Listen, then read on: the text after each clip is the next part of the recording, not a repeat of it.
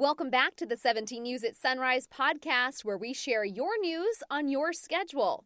Working in the spirit of the Golden Empire, this is 17 News at Sunrise. Good morning. Right now at 5, the country is watching Georgia today, just 15 days before President-elect Joe Biden is set to be inaugurated. Control of the Senate hangs in the balance with 2 seats up for grabs. A look at turnout so far and what it could mean for Biden's presidency. Worries grow in Los Angeles over an oxygen shortage, what ambulance crews are being told to do to conserve amid this holiday surge in coronavirus cases. Plus, search parties hold out hope that 2 little California city boys missing for more than a week will be found, while community members are now searching Bakersfield as well. This is Tuesday, January 5th, 2021. And good morning. It's 5 a.m. Good to have you with us. I'm Maddie Jansen, anchoring from home this morning in Tehachapi. Alex Fisher's holding down the fort in studio. And yesterday was another beautiful day, and we saw some big fluffy clouds roll in late yesterday, Alex. We were, of course, hoping we'd get some rain sometime this week to start off 2021. Didn't look like much materialized, though. Yeah, unfortunately. I know that all of the state really needs some moisture, and I know that some parts of Northern California have seen some of that rain, but it's just not coming down to Kern County. Let's turn things over to Kevin Charette, who has a look at our forecast on this Tuesday. Kev. Good morning, Alex. Good morning, Maddie, and good morning, Kern County. Yesterday morning, we talked about how we'd see some sunshine and then increasing clouds throughout the afternoon, and that's exactly what we did see. We're seeing some of that this morning. We're also seeing some fog in some of our mountain communities, and you'll see that here on the satellite and radar. Some of this is cloud cover, and again, some of it is fog if you're headed over the 58, some low-lying clouds there. Show you downtown Bakersfield, no fog to talk about here. A temperature right now holding at 47, a light wind out of the northwest at 3, and we've got a visibility at 3 miles out of Meadows Field. Here's a look at the temperatures today. We're expecting the upper 50s. Now, yesterday we were in the 60s, so today a little bit cooler. Out of Tehachapi, there's a live picture from the Adventist Health Cam, and you can see that there is definitely fog, so if you're going to be traveling in or out of the Tehachapi area, keep that in mind this morning. We've got a temperature of 41 degrees, a west-northwest wind at 10, and take a look at the conditions. The dew point at 41 with the humidity at 100%. That's always usually an indication of fog formation, and visibility just over near the airport at 2 miles visibility. And one thing here, I want to kind of scroll this back. I want you to look at this live picture, and you can actually see that fog coming across the camera right there. So again, it's going to be a little bit of a tricky morning in the Tehachapi area in terms of travelers. Now let's take a look at the current visibility, and you can see it has dropped, and you're looking at the 58 here. So if you're going to be traveling anywhere out of Bakersfield or out of Tehachapi to Bakersfield, you will run into some of that fog. So just take it easy. Here's a look at the dense fog advisory. It is in place until 9 a.m. and hour by hour here. Temperatures expected in the 50s this afternoon. I'll have more on your forecast. That's coming up in just a bit.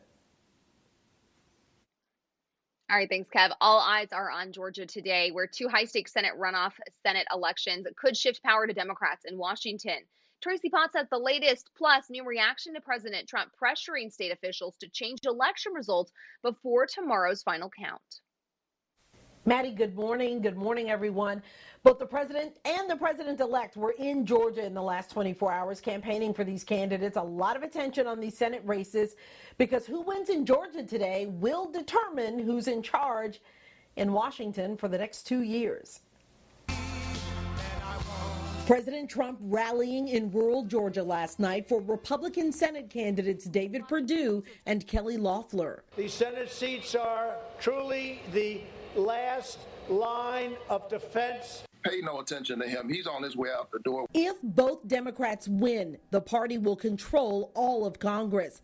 If either Democrat, Raphael Warnock or John Ossoff, loses, Republicans remain in charge of the Senate. We have 8,000 poll watchers right now so that Georgians can trust that their vote will be counted. A record 3 million have already voted. Polls are deadlocked. Tomorrow can be a new day for Atlanta, for Georgia, and for America. Democrats want the FBI to investigate President Trump's phone call to Georgia's Secretary of State. I don't know how it got released, but all I do know is that it got released. Georgia's top election official denying the president's allegations of fraud. There is no shredding of ballots going on. President Trump begged Georgia to find more votes as Congress prepares to certify Joe Biden's win tomorrow. I hope Mike Pence comes through for us. But the vice president's role is largely ceremonial, announcing the electoral count. Dozens of Republicans plan to object. I am acting to protect our democratic process. Very, very bad idea. Let me just tell you something. We're going to be inaugurated, period. But with challenges, the count could take all day. In fact, the last 3 times they counted the electoral vote in Congress, it only took about 30 minutes. I'm Tracy Potts, 17 News. And this morning, the search continues for 2 California City boys. Both have been missing for 2 weeks now.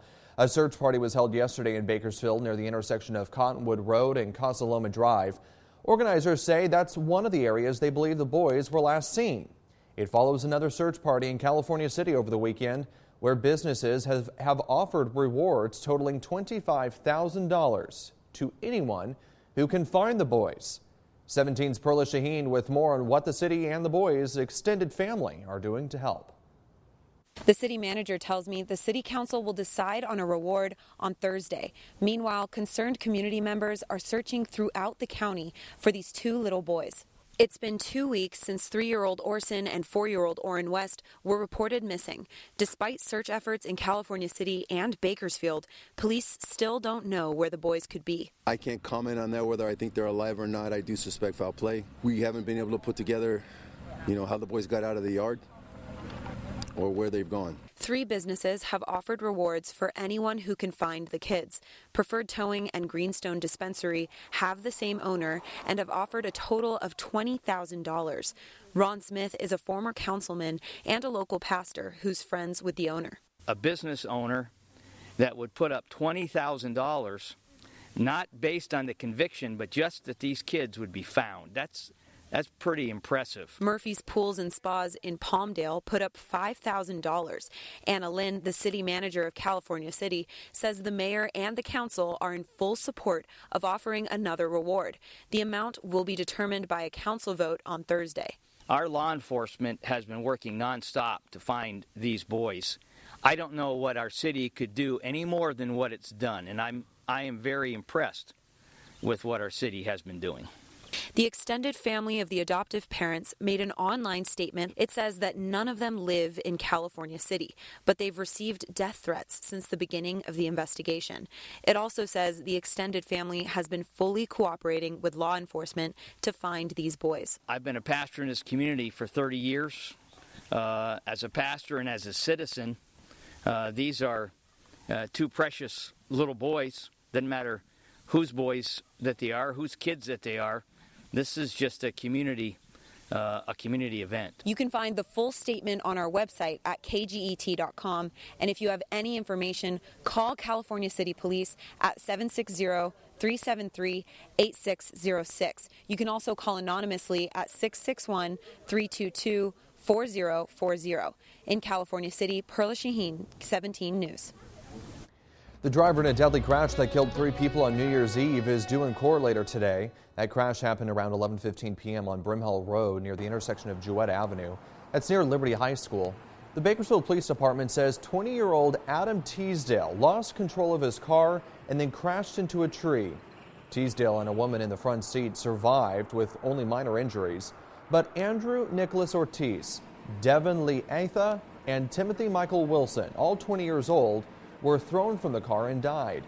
Teasdale is charged with 3 counts of gross vehicular manslaughter while intoxicated and 4 counts of driving under the influence causing bodily harm. Meantime, the California Highway Patrol was out in full force this long holiday weekend looking for intoxicated drivers. The maximum enforcement period ended Sunday night. CHP has not provided statewide final numbers from the enforcement period yet, but our local CHP office says it arrested 24 people in the Bakersfield area for driving under the influence. And as of last check on Sunday, officers had made 626 DUI arrests total throughout the state. During the last enforcement period this Christmas weekend, 38 people were killed in crashes statewide and nearly 600 people arrested for driving under the influence of drugs or alcohol.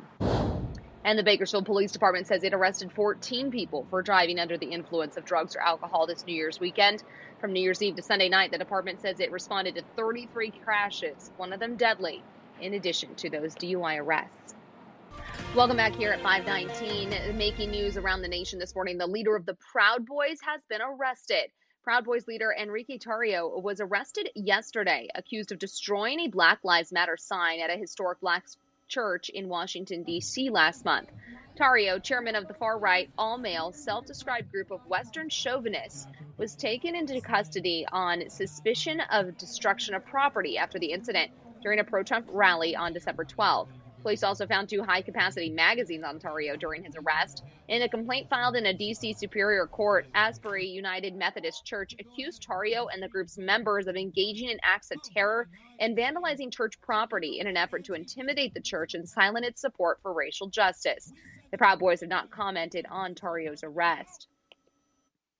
2 investigations are currently underway in Texas for the deaths of 2 female U.S. Army soldiers on New Year's Eve. 30-year-old Staff Sergeant Jessica Mitchell was found shot to death on I-10 in San Antonio on New Year's Day. 19-year-old Private First Class Asia M. Graham was discovered unresponsive in her barracks room at Fort Bliss in El Paso. In Graham's death, special agents with the U.S. Army Criminal Investigation Command said no foul play is suspected at this time, and they're still awaiting the determination of the manner of death. At this time, it appears the 2 deaths are unrelated. This comes just months after 2 congressional committees launched probes into the high numbers of deaths at Fort Hood in Killeen. As residents in Kenosha, Wisconsin and around the country wait to see if a police officer is charged in the shooting of Jacob Blake, Blake's family says they will not be silent. He tried to kill my son. He didn't try to take my son down. He tried to kill my son and could have killed my grandchildren. We have to make some noise and be heard. We can't sit around anymore. Last night, dozens gathered and marched through the streets of Kenosha. The march, led by the Blake family, is in an effort to demand justice for Jacob Blake. Blake was shot in the back several times by a Kenosha police officer during a domestic-related call back in August. He is still recovering, paralyzed from the waist down, according to the family. A decision as to whether to charge the officer who shot Blake is expected sometime during the first 2 weeks of January, so it could come any day. In sports news this morning, March Madness will return this year. The NCAA confirmed the 2021 Division I's men's basketball championship will be played entirely in Indiana. Most of the 67 games will take place in Indianapolis, which has a history of hosting the tournament. All teams will stay in controlled environments with required COVID-19 testing.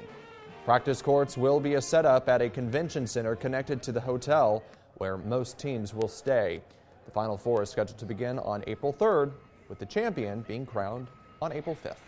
KGET Business Watch is brought to you by Grapevine MSP Technology Services, the Valley's leading IT service provider. Welcome back to your 17 Business Watch. T-Mobile suffered a security breach last month that may have exposed some customers' call records. The company says the information did not include customer names, physical or email addresses, credit card or social security numbers, passwords or PINs. T-Mobile says it has notified less than 0.5% of its customers, or roughly 200,000 people, who may have been affected.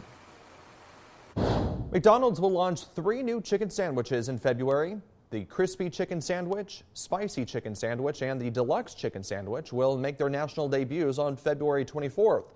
The fast food giant began testing the crispy chicken sandwich in Houston and Knoxville nearly a year ago.